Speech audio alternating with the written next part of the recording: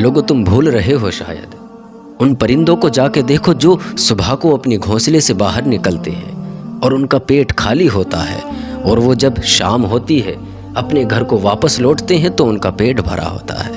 اور ان کو رزق دینے والا کون ہے لوگوں؟ ہے کون انہیں رزق دینے والا؟ یقیناً اللہ تبارک و تعالیٰ کی ذات ہے جو ان پرندوں کو بھی بھوکا نہیں رکھتی۔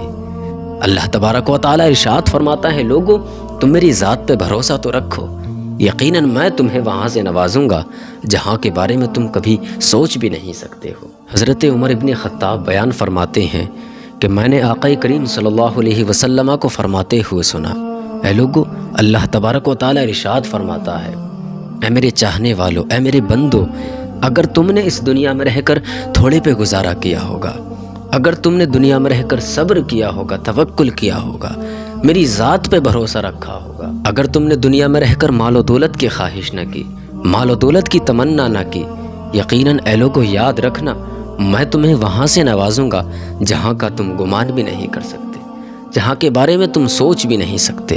یقیناً میں رزق دینے والا ہوں، بانٹنے والے میرے نبی ہیں، سبحان اللہ، میں رزق عطا کرنے والا ہوں لوگو، یقیناً میں تمہیں وہاں سے نوازوں گا جہاں سے تم سوچ بھی نہیں سکتے ہو۔ اے لوگو تم بھول رہے ہو شاید ان پرندوں کو جا کے دیکھو جو صبح کو اپنی گھونسلے سے باہر نکلتے ہیں اور ان کا پیٹ خالی ہوتا ہے، اور وہ جب شام ہوتی ہے اپنے گھر کو واپس لوٹتے ہیں تو ان کا پیٹ بھرا ہوتا ہے۔ اور ان کو رزق دینے والا کون ہے لوگو؟ ہے کون انہیں رزق دینے والا؟ یقیناً اللہ تبارک و تعالیٰ کی ذات ہے جو ان پرندوں کو بھی بھوکا نہیں رکھتی۔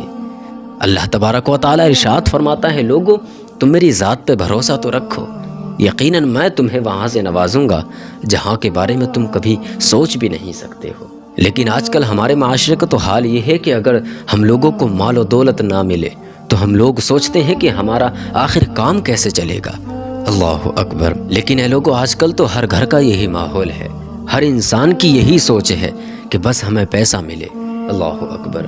ہمیں مال و دولت میں، ہماری مال و دولت میں اضافہ ہو، بس ہمارا کام چلتا رہنا چاہیے، چاہے کسی غریب کے پیٹ پہ لات مار کے پیسے کو لایا ہو۔ اے لوگو اگر تم نے آج اسی طرح اپنی زندگی کو گزارا کہ ہمیں صرف مال حاصل ہو جائے، مال و دولت حاصل ہو جائے، تو یاد رکھنا میرے آقا ارشاد فرماتے ہیں، لوگو یاد رکھنا تمہارے ساتھ صرف 3 چیز آئیں گی، تمہارا مال، تمہارے اعمال اور تمہارے اہل و عیال، وہ دونوں تمہیں چھوڑ جائیں گے، یقیناً باقی رہنے والی چیز تمہارے اعمال ہیں۔